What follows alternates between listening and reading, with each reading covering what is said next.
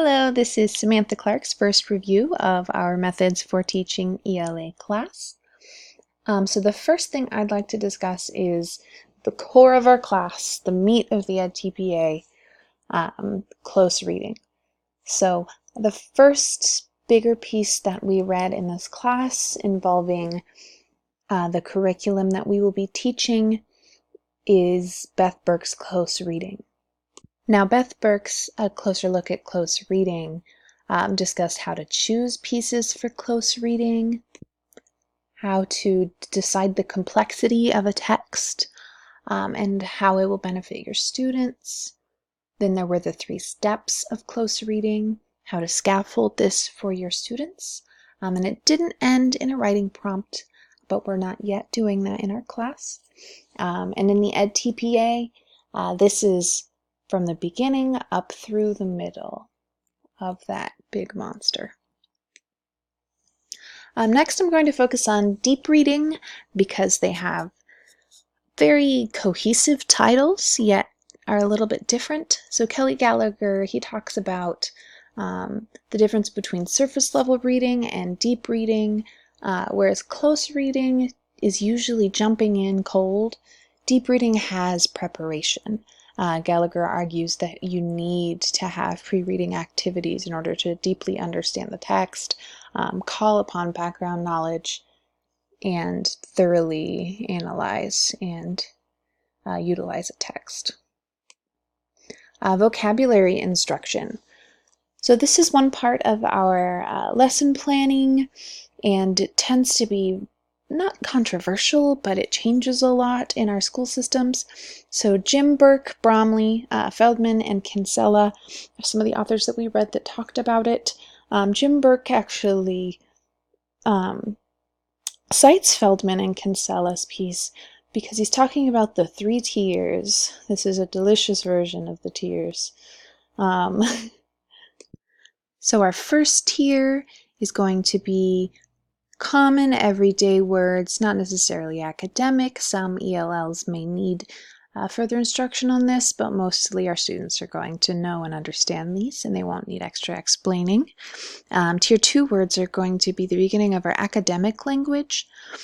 So these are high-frequency words that we see in academic texts that students will likely need to explore the utilization of.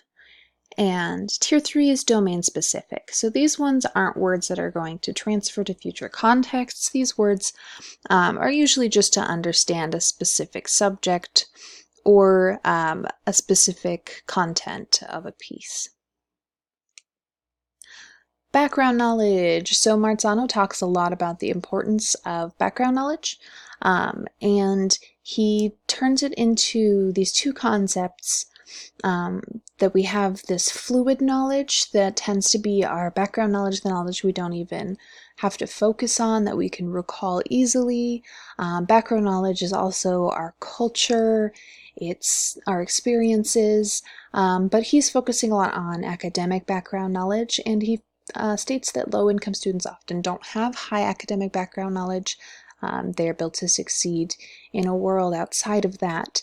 So we have to build on that by giving them authentic experiences. We can't always afford that in schools, but we can provide that to them by having introductory lessons. Lesson planning. So I just finished my lesson plan, so hope I know what this is talking about. But this has been this constant monster hanging over us so far this semester. So Jim Burke, he gives some examples of reading lesson plans. He talks about a day in his classroom, which is actually really helpful. Fisher, Frey, and Williams talk about activities that work in low-income schools that are engaging and motivating.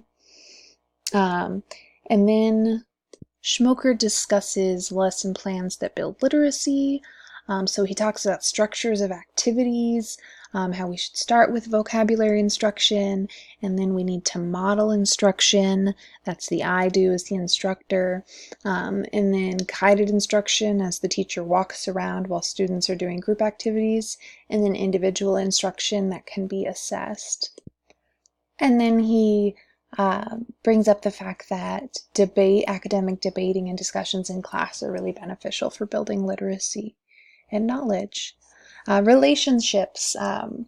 So being in your cohort, Ginsberg, we talk a lot about relationships, from the orientation to Hammond, how important it is to connect to students on a cultural level and understand them and build rapport. And in this class, as well as that class, we have learned that relationships are number one. Our students are not going to respect us or trust us or give us attention if we cannot respect them and give them what they need and acknowledge their experience.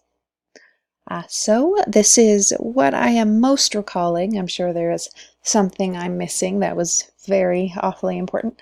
But this is my review of the course so far. I'm excited to continue learning and move on to how to extend this into writing.